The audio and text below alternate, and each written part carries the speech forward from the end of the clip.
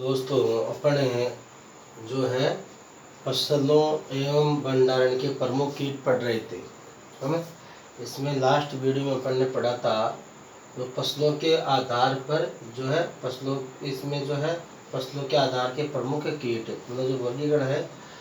तो इसमें जो है निम्न प्रकार के हैं। पहला तो कौन सा था, धान्य फसलें। धान्य फसलों में जो लास्ट वीडियो में लिखा था, धान्य फसलों में जैसे मान लो कातरा है, धान्य फसलों कीट है, कातरा है, सफ़ेद लट है, दीमक है और परो जो है छेदक कीट है, तना छेदक कीट है। और दूसरा था आपके दलहन पर लगने वाले कीट। दलहन पर लगने वाले कीट कौन कौन से, चने की जो है लट है या आपके कटवा लट है, एक जो है परन सुरंग के लट है आदि।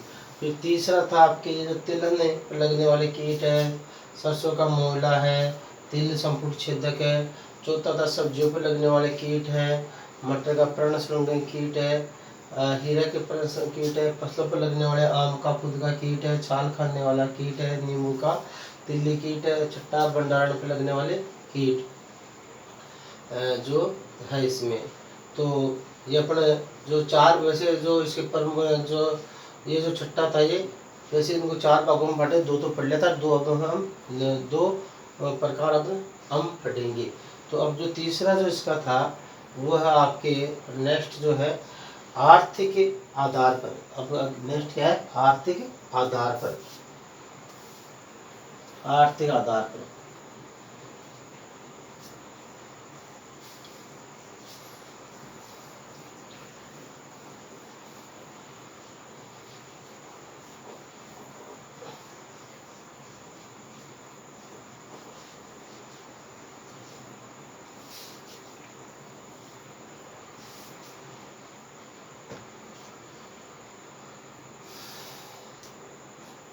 तीसरा जो है इसमें आर्थिक आधार लेंगे।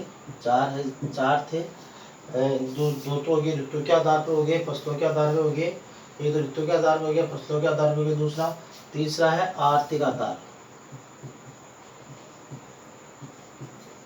आर्थिक आधार। तो इस आर्थिक आधार को दो भागों में बांटा गया है। आर्थिक आधार पर दो प्रकार,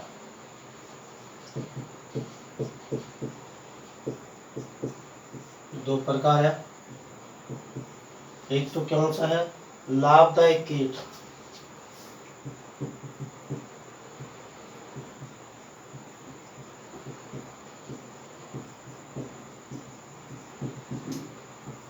लाभदायक कीट में आपके जो है मधुमक्खी रेशम कीट, मधुमक्खी रेशम कीट, मधुमक्खी रेशम कीट है। और इसके बाद में लेडी बर्ड बीटल है, लेडी बर्ड बीटल। और एक आपके इसके बाद में आपके जो है क्राइसो परला कार्निया, क्राइसो परला कार्निया। और लाख कीट, लाख कीट। देखो दोस्तों ये तो लाभदायक है, जैसे मान लो इनको जो अपने इनसे लाभ प्राप्त करते हैं। मधुमक्खी जो शहद बनता है, मोम बनता है, रेशम कीट है, लेडी बर्ड बीटल है। ये जो लेडी बर्ड बीटल है ये जो है रोगकारक कीटों को नष्ट करता है। क्राइसो जो परला कार्निया ये भी रोगकारक को नष्ट करता है। तो ये लाख कीट से लाभ प्राप्त करते हैं। अब आते हैं हानिकारक कीट। हानिकारक कीट, हानिकारक कीट। तो इसमें हानिकारक कीटों में आपके आ गया फली छेदक है, दीमक है, भंग तितली है,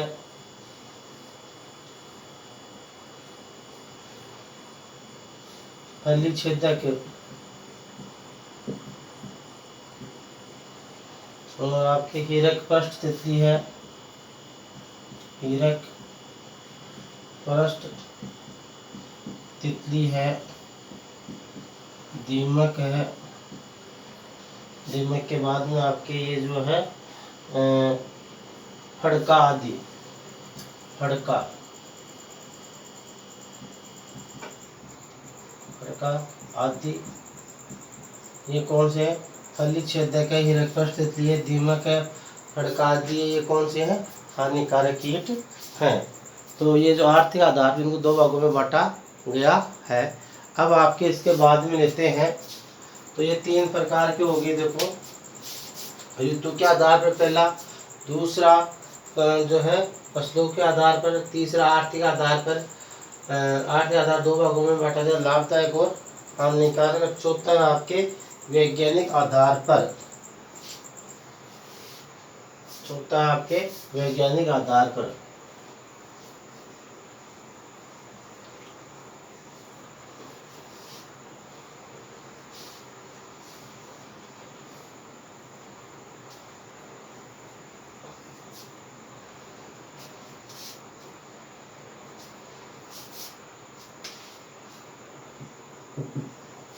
चौथा है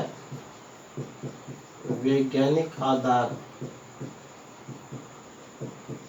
ये जो वैज्ञानिक आधार है इसको 29 वर्गों में बांटा गया। कितने में? 29 वर्गों में बांटा गया है।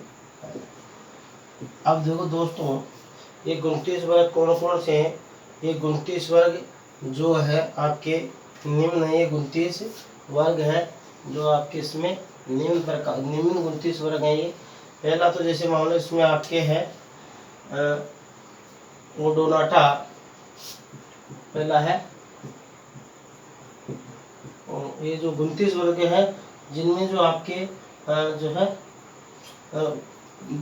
29 वर्गों में बांटा गया है, जिनमें जिनमें प्रमुख निम्न है, जिसमें निम्न है। पहला तो जैसे मान लो इसमें आपके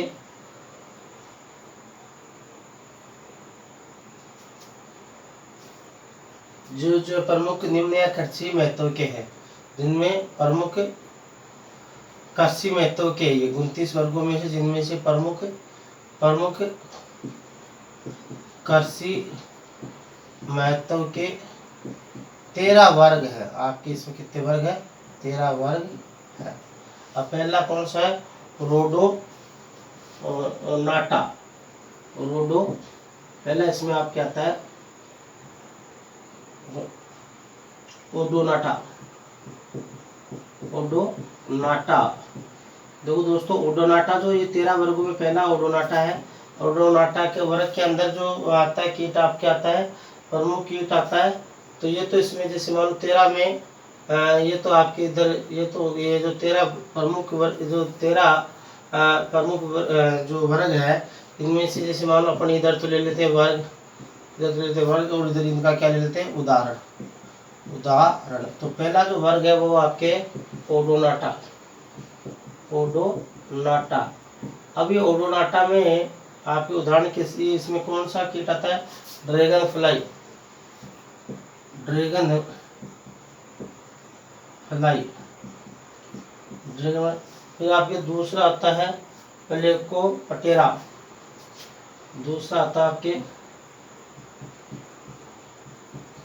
प्लेकोपटेरा। प्लेकोपटेरा का उदाहरण क्या है? आपके जो है स्टोन फ्लाई।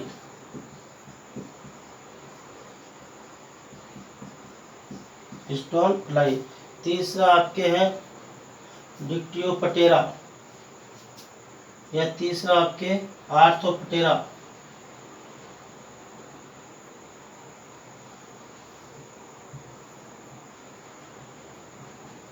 आर्थोपटेरा। आर्थोपटेरा में आपके आता है टिड्डा। चौथा आपके डिप्टियोपटेरा।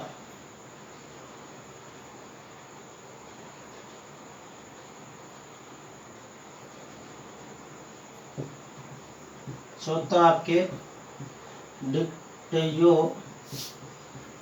पटेरा।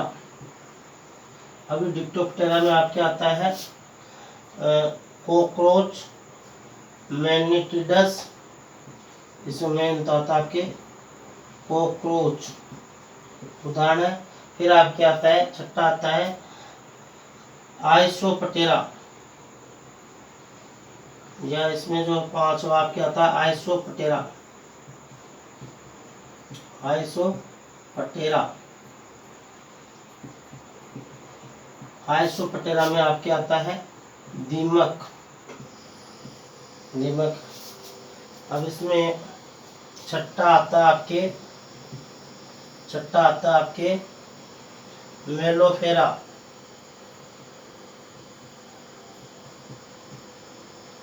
मेलोफेरा।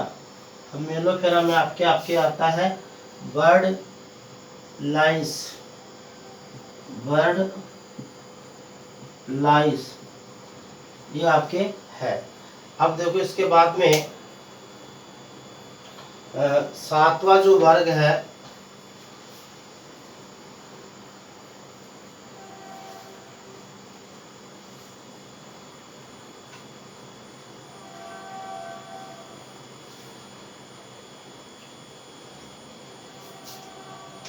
सातवां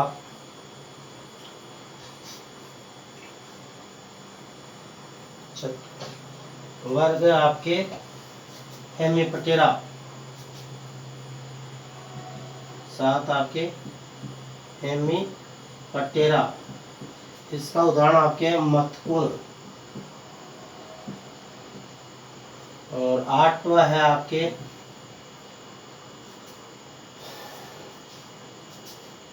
थाईसेप्टेरा थ्रिप्स, थाईसेप्टेरा, इसमें आपके थ्रिप्स है। नौवां है आपके मेकोपटेरा,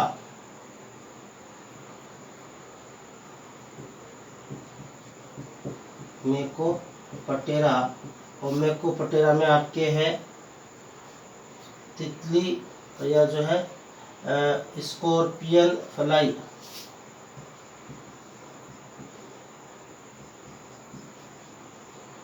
पिजन फ्लाई। 10वां है आपके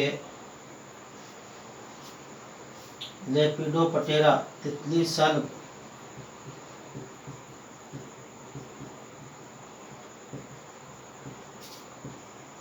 इसमें आपके है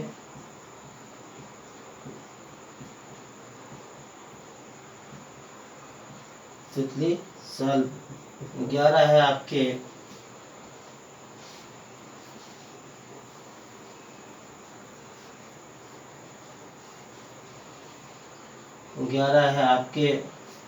डिप्टेरा, डिप्टेरा, इसमें है मक्खी मच्छर।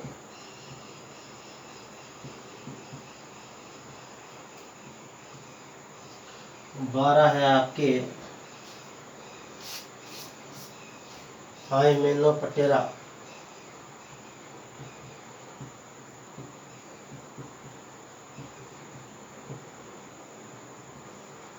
हाइमेनोप्टेरा में आपके मधुमक्खियां बर।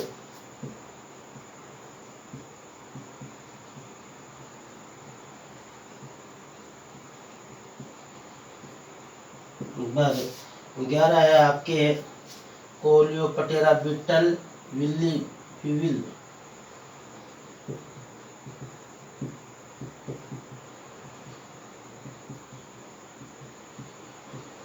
कोलियोप्टेरा में आपके बीटल विविल।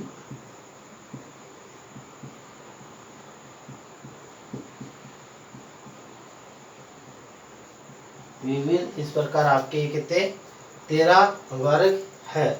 अब देखो दोस्तों, इन वर्गों में अपन जो है लाभदायक ये जो वर्ग है, इनमें से जो प्रमुख जो कीट है, जो हानिकारक कीट है या जो है नुकसान पहुंचाने वाले कीट है, उनका अध्ययन अपन करेंगे। अब इसमें जैसे मान लो अपन कुछ कीट पढ़ेंगे जिनका आर्थिक महत्व वो जो है उनकी कल्चर का है, कैसे नुकसान पहुंचाते, किस भाग को नुकसान पहुंचाते हैं, उनका जीवन चक्र पढ़ेंगे, है ना। जीवन चक्र के आधार पर किस प्रकार का कीट है, कौन सी अवस्था, पूर्ण कायांतरण है, अपूर्ण कायांतरण है, ये सब उसमें, और उनका नियंत्रण वगैरह इसमें पढ़ेंगे। तो देखो इसमें अपन जो प्रमुख जो कीट लेते हैं, पहला जो कीट है आपके इसमें आएगा Katra, red hair caterpillar.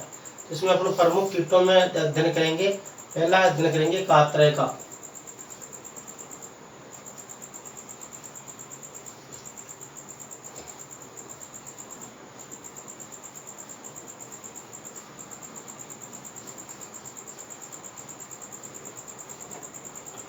First अपने कीट लेंगे जो हानिकारक कीटों में जो प्रमुख जो कीट है, पहला अपने कीट पढ़ेंगे कात्रा।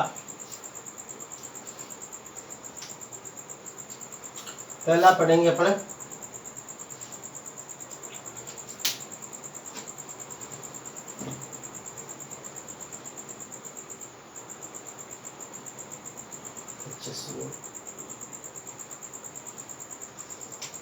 कात्रा। कात्रा लेंगे इसमें। अब देखो कात्रा जो है, इस कात्रा को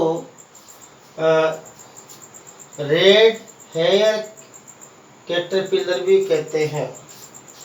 रेड हेयर कैटरपिलर भी कहते हैं। रेड हेयर कैटरपिलर भी कहते हैं। अब ये जो रेड हेयर कैटरपिलर है, इससे ये जो है कई प्रकार से जो इसे जाना जाता है। ये मेन तो जो खरीफ की फसलों को नुकसान पहुंचाता है, ठीक है ना। अब इसका जैसे कात्रा है, इसका जो वैज्ञानिक नाम है, इसका वैज्ञानिक नाम है हेमसेप्टा मोरी। तो अब इसका वर्गीकरण पढ़ेंगे अपन। वर्गीकरण में देखो, मान लो पहले इसका वर्गीकरण देखेंगे। वर्गीकरण में जो कात्रा है, इसका वैज्ञानिक नाम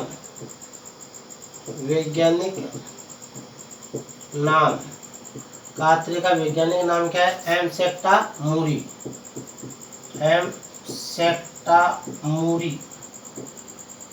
हेमसेप्टा मोरी इसका वैज्ञानिक नाम है कात्रे का। दूसरा वर्गीकरण में पढ़ेंगे अपन इसका जो गण पढ़ेंगे, तो गण है लेपिडोप्टेरा। गण क्या है इसका?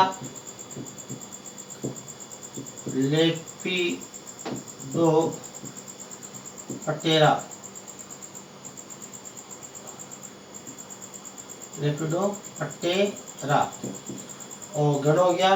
और इसका जो कुल है इसकी आर्टिडी। कुल है इसकी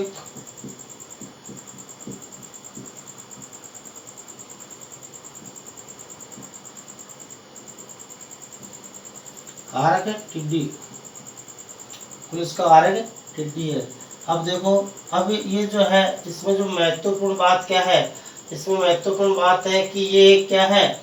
ये एक सर्वभक्षी कीट है जो उत्तरी भारत में अधिकतर पाया जाता है। इसमें विशेष बात है, ये नोट है इसकी, ये कि ये क्या है? एक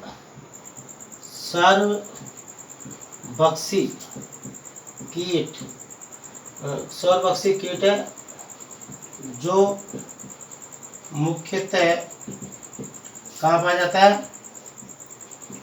उत्तरी भारत में। कहाँ पाया जाता है? ये उत्तरी भारत में पाया जाता है। सर्वभक्षी कीट जो मुख्यतः कहाँ पाया जाता है? उत्तरी भारत में पाया जाता है। अब देखो इसमें, अब इसका जो लक्षण है, ये प्रौढ़ शलभ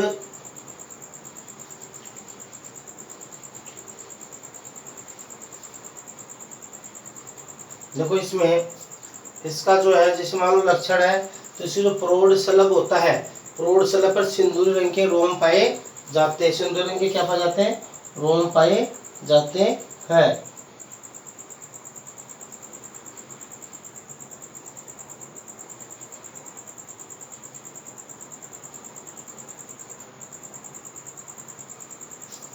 तो देखो इसमें इसके जो लक्षण है, लक्षण क्या है इसका, मान लो इसका जो लक्षण है, इसके लक्षणों में क्या है, इस पर जो है सुंदरी कलर के रोम पाए जाते हैं।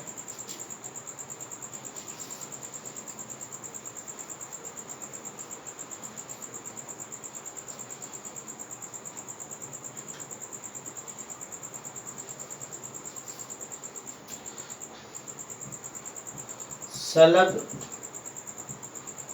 पर सिंदूरी कलर के क्या पाए जाते हैं, रोम पाए जाते हैं। शलभ पर सिंदूरी कलर के रोम पाए जाते हैं। सिंदूरी कलर के क्या पाए जाते हैं, इसमें रोम पाए जाते हैं। और ये देखो इसका जो है पूर्ण विकसित जो लार्वा होता है वो 40 से 50 mm होता है। शलभ से जो रोम होता है, और पूर्ण विकसित लार्वा 40 से 50 mm, 40 से कितना 50 mm का होता है, जिस पर लाल भूरे रंग के बालों से ढका रहता है। ये जो है पूर्ण विकसित लार्वा कितना होता है, 40 से 50 mm, जो लाल भूरे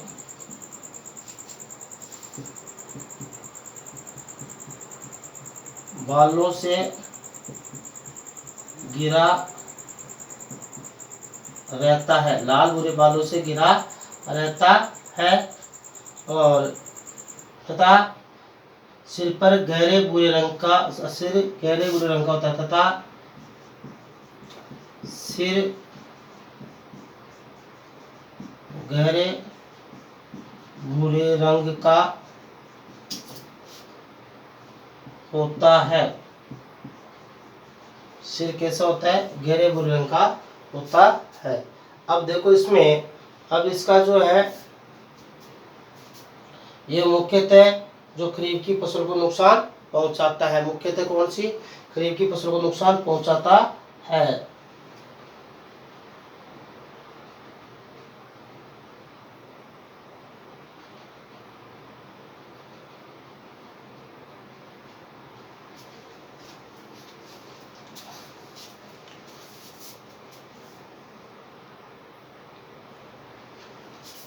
अब देखो इसमें ये इसके लक्षण हो गए।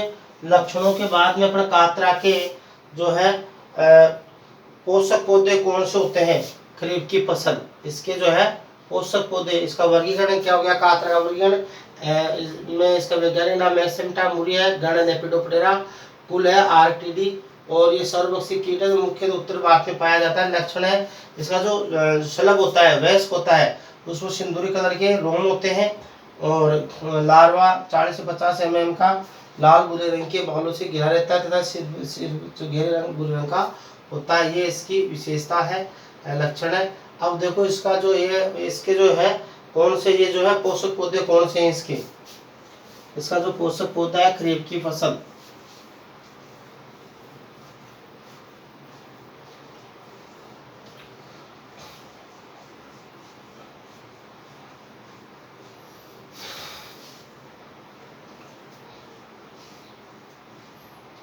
इसमें देखो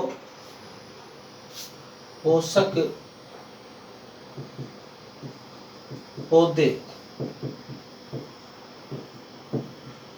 खरीफ की फसल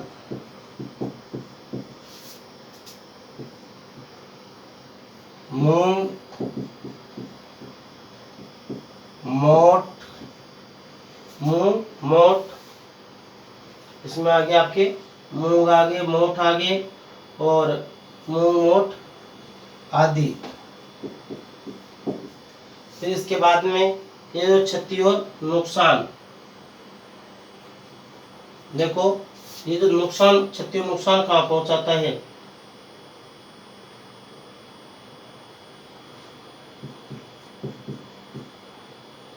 क्षति एवं नुकसान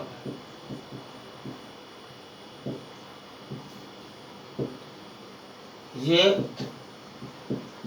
पौधे के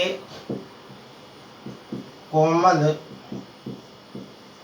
भागों, पौधे के कोमल भागों को खाकर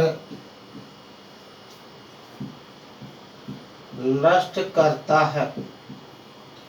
पौधे के कोमल भागों को खाकर क्या करता है, नष्ट करता है। पौधे के कोमल भागों को खाकर क्या करता है, नष्ट करता है। ये जो कोमल भागों को खाकर नष्ट करता है और ये किसान को क्या करता है, 6% नुकसान पहुंचाता है। 6% नुकसान मुख्यतः इससे क्या होता है, 7% नुकसान, पत्ती वगैरह को खा लेता है, ये नुकसान करता है। 7% क्या करता है, नुकसान करता है। अब देखो इसमें, अब इसका जो है क्षति या इसको सॉरी ये क्षति और क्या था इसका महत्व, क्षति और महत्व इसकी क्या जानकारी है, क्षति और महत्व इसके बारे में ये इसकी जो है जानकारी क्या, कैसे अपने इसको लेंगे।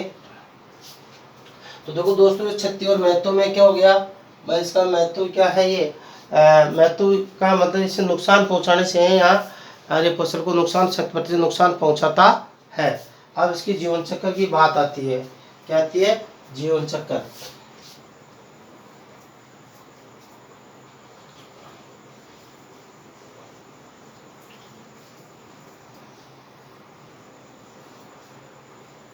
तो देखो दोस्तों इसके अपन जीवन चक्र की बात करें, कातरा के जीवन चक्र की बात करें, तो कातरा के जो जीवन चक्र के अंदर अपने क्या देखते हैं, जो कातरा होता है उसको जीवन चक्र इसमें पूर्ण होता है। इसका जो जीवन चक्र क्या होता है, कातरा का जीवन चक्र पूर्ण होता है और जो है पूर्ण जीवन चक्र होता है, 4 अवस्थाएं पाई जाती है। अब आगे आता है इसका जीवन चक्र। जीवन चक्र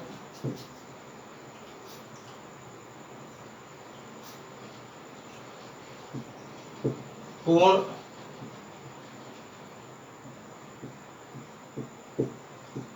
कायांतरण जीवन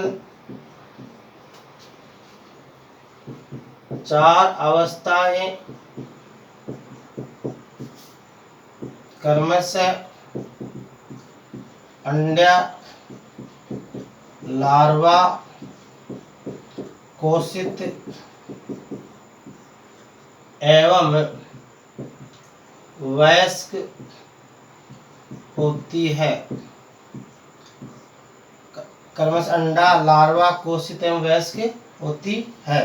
अंडा होता है, दूसरा लार्वा होता है, तीसरा कोशित होता है, चौथे क्या होते हैं, वयस्क होती है। 4 अवस्थाएं इसके जीवन चक्र में होती है। तो देखो दोस्तों अगर इसकी बात करें तो इसके जो जीवन चक्र इस प्रकार पाया जाता है। जैसे मान लो इसका जो है प्रौढ़ जो वयस्क, प्रौढ़ जो वयस्क होता है, इसके अंदर प्रौढ़ जो वयस्क होता है। अब देखो इसमें इसका जीवन चक्र में पहला आता है प्रौढ़ वयस्क, प्रौढ़ वयस्क। अब ये जो प्रौढ़ वयस्क होता है, अब ये जो है मानसून काल के पश्चात 2 से 4 दिन बाद, मानसून काल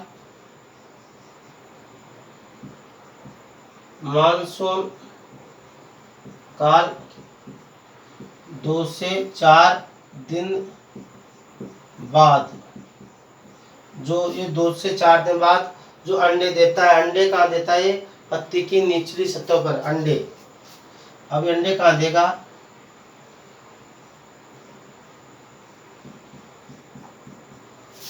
ये तो एक तो इसमें जो 4 अवस्था है, ये तो जैसे मान लो पहले थे प्रौढ़, दूसरी कौन सी हो गई, अंडा, अंडा अवस्था हो गई मान लो। अब इसमें अंडे कहाँ देता है, ये पर्ण की निचली सतह पर, पर्ण की अधर या निचली सतह पर ये क्या देता है, अंडे देता है। अब इसमें देखो, इसके जो अंडे होते हैं अफीम में जो पोस्ट होता है उसके दाने के समान होते हैं। इसके जो अंडे कैसे होते हैं, जो है अफीम के बीज के समान। तो जो अंडे होते हैं इसमें अंडे अफीम या पोस्त के बीज के समान, बीज के समान होते हैं। अब इसके बाद में अब इसका जो है उष्माशयन काल, तो दूसरे प्रौढ़ हो गई, दूसरी अब इसका आता है उष्माशयन काल। उष्माशयन काल है, उष्माशयन काल है 4 से 5 दिन का, अर्थात अंडे से जो लार्वा बाहर आता है। उष्माशयन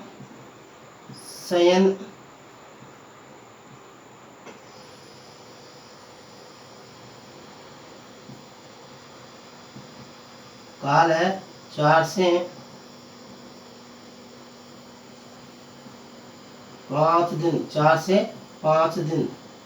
उष्माशयन काल है 4 से 5 दिन का होता है। उष्माशयन काल 4 से 5 दिन का होता है। इसे लट या लार्वा कहते हैं।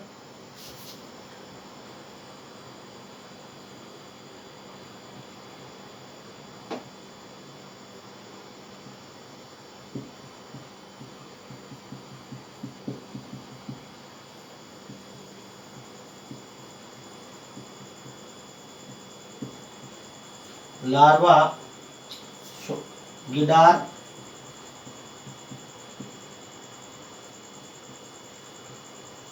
सुंडी है ये कितनी होती है, ये इसका जो जीवन काल है आपके इसमें 18 से 23 दिन, 23 दिन का होता है ये। और ये जो भूरे रंग के इस पर क्या पाए जाते हैं, ये रोम पाए जाते हैं।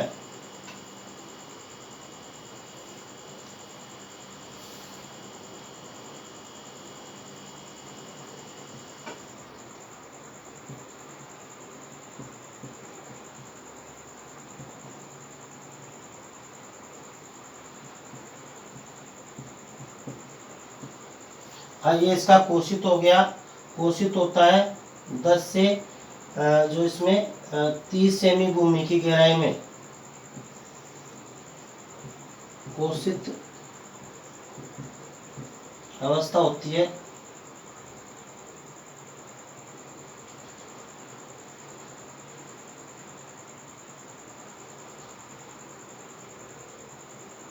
तो ये जो कोशित काल रहता है ये 9 से 10 माह रहता है।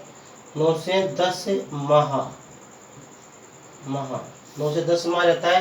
और काम कितना होता है, 10 से 30 सेंटीमीटर भूमि की गहराई में। और फिर ये किसमें, कोशित से बाद में किस बदल जाता है, ये वयस्क में बदल जाता है। तो इसमें जो है इसकी जो है जीवन चक्र में एक पीढ़ी आती है इसकी।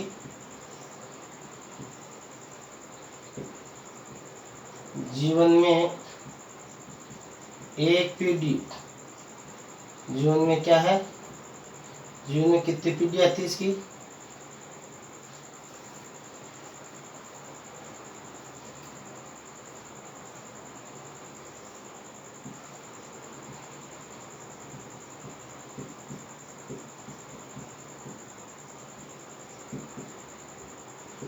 जीवन में एक पीढ़ी। जीवन में कितनी पीढ़ी होती है, इसमें एक पीढ़ी होती है। इसकी जीवन के अंदर एक पीढ़ी होती है। ये इसका ये क्या है, इसका जीवन चक्र। देखो दोस्तों, इसका जो जीवन चक्र है पूर्ण कायांतरण होता है। 4 अवस्थाएं होती है, अंडा, लार्वा, कोशित और वयस्क।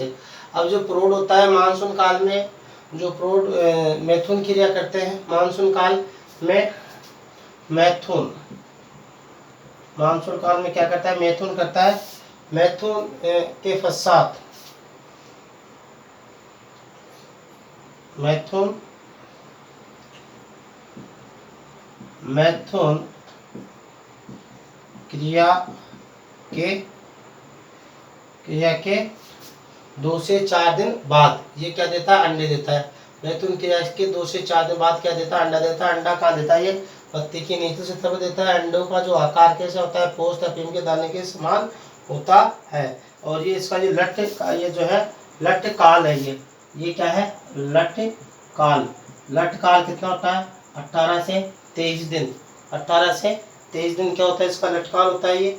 और ये इसके बाद में 18 से 23 दिन क्या हो जाता है, इसका लटकाल होता है।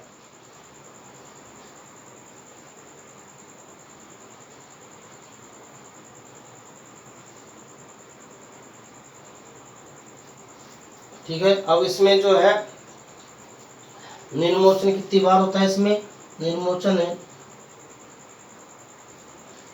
बाद में ये जो है निर्मोचन के बाद में किस में बदल जाता है, ये कोशित में बदल जाता है। तो देखो इसमें वयस्क अवस्था, अंडा, इसकी लार्वा अवस्था, गिडार। इसकी जो गिडार है ये घातक है। ये गिडार क्या होती है, ये घातक होती है। गिडार के बाद में ये कोशित है। कोशित कहाँ होता है ये, हाँ, एक इसमें अंडों की संख्या कितनी होती है, 1500। मादा 1500 अंडे, मादा कितने, मादा 1500 अंडे। मादा कितने अंडे देती है, 1500 अंडे देती है। मादा कितने अंडे देती है, इसमें 1500 अंडे देती है।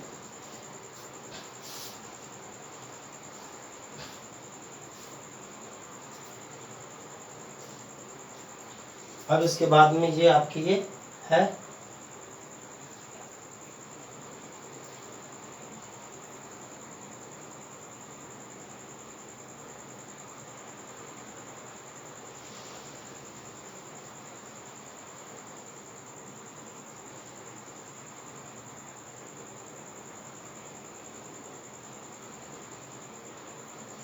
देखो इसका अगर अपन जीवन चक्र देखें तो एक बार वापस देख लेते इसका जीवन चक्र। इसका जो जीवन चक्र में 4 अवस्थाएं होती है और इसका जो सामान्य जो जीवन है वो कितने दिन में पूर्ण होता है। इसका सामान्य इसका जीवन काल है 26 से 41 दिन में पूर्ण होता है। और सामान्यतः 1 वर्ष में 1 पीढ़ी ही पाई जाती है, कभी कभी 2 पीढ़ी पाई जाती है। तो देखो इसमें इसका जो नोट है, इसका जीवन काल कितना दिन का होता है, मुख्यतः 26 ये जो है 26 से 41 दिन का जीवन चक्र। भाई इसका जो ये जो नोट है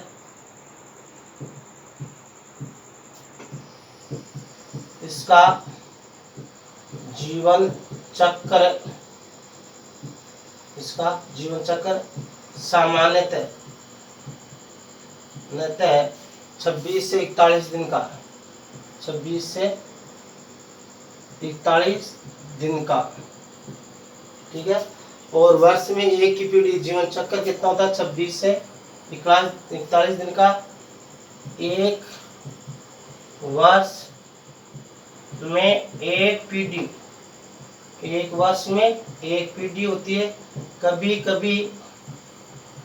कभी 2 पीढ़ी, कभी कभी 2 पीढ़ी भी पाई जाती है। इसका जीवन चक्र सामान्यतः 26 से 41 दिन का, 1 वर्ष में 1 पीढ़ी, और कभी कभी इसमें क्या पाई जाती है, 2 पीढ़ी भी पाई जाती है। तो देखो दोस्तों, इस प्रकार इसका ये जो है जीवन चक्र है कात्रे का। अब देखो इसमें कात्रे का जो जीवन चक्र है ये, और अब इसके अंदर इसमें लास्ट अपन जो इसका जो नियंत्रण और इसका जो नियंत्रण और प्रबंधन वो नेक्स्ट अगली वीडियो में पढ़ेंगे। नियंत्रण तो इसमें जो इम्पोर्टेंट इसका जो जीवन चक्र है, जीवन चक्र की 4 अवस्थाएं हैं, प्रौढ़, अंडा, लार्वा और कोशित। और कई बार ये भी अच्छा क्वेश्चन बनता है, भाई इसका जीवन सामान्य कितने दिन का होता है, 26 से 41 दिन का होता है। और एक वर्ष में कितनी पीढ़ी होती है? एक पीढ़ी होती है। और कभी कभी इसकी कितनी पीढ़ी होती है? 2 पीढ़ी भी हो जाती है। तो देखो ये इसका जीवन चक्र है कातरे का, ठीक है। इसको ये जो जीवन चक्र एग्जाम में पूछते हैं, जीवन चक्र आप बेसिकली इस पर ऐसे याद कर लेते हैं भाई, इसका लार्वा कैसा है, कोशित कैसी है। तो ये आप इसमें जो है पहला प्रौढ़ मानसून काल में मैथुन क्रिया करता है। मैथुन के 2 से 4 दिन बाद में क्या देता है? अंडे देता है। और अंडे का देता है पत्ती की, अंडे की क्या है? अंडा जो पत्ती की नीचे सतह पर देता है। मादा है अपने जीवन में कितने